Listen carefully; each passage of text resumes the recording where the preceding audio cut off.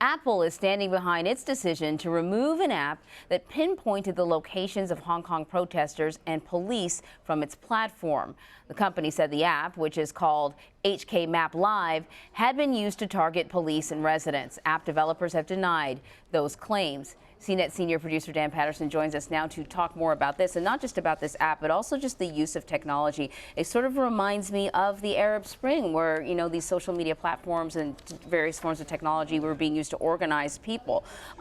So let's talk about this app, though. What are the concerns about this app? So ostensibly, HK Live, this app, was designed to help residents of Hong Kong avoid areas where there might be conflict. And let's remember that no matter what is happening on the ground, there are millions of residents who have to live everyday life. They have to take kids to school, go shopping, and this app was designed so that they could avoid places where tear gas was being deployed or where emergency responders were, so they wouldn't get in the way. That sounds pretty reasonable. Yeah. Hong Kong and China contended that this app was used to help protesters avoid law enforcement, and because it was geolocation based, if you load the app, you see a big map and you see icons of fire trucks and police cars.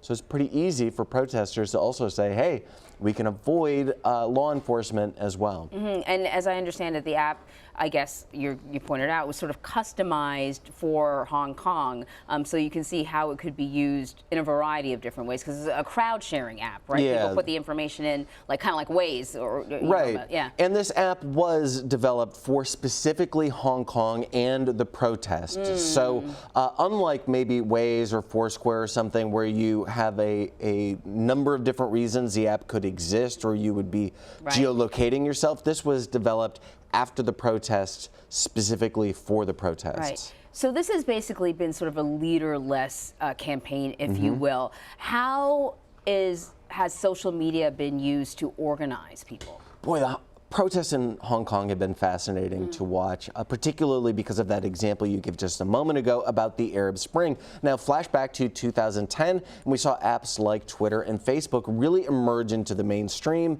as users would crowdsource activities. So not just where to be and when to be there, but you have to kind of solidify messages, and you have to determine even leaderless movements have leaders. You have to kind of determine who factions are and faction leaders are. Right. So technology has been used in very similar ways in the Hong Kong protest, but fast forward a little bit and we see controversial apps like Telegram be used to send not just direct messages, but also open public broadcast messages.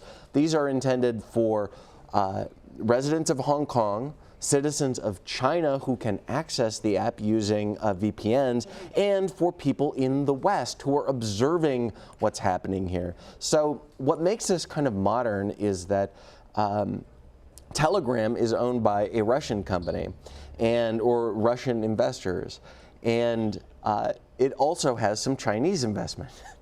So there is a number of different actors at play in terms of the communication apps that are used. Twitter has been used to disseminate information about wearing masks or not wearing masks.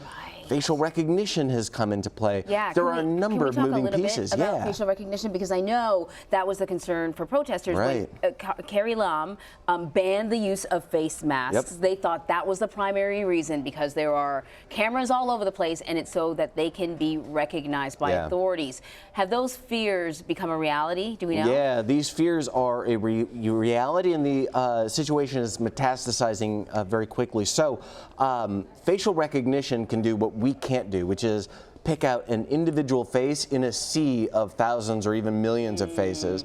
And the machines can process this and then match it to criminal records, your home address, that kind of thing. Driver's license, whatever. Right, exactly.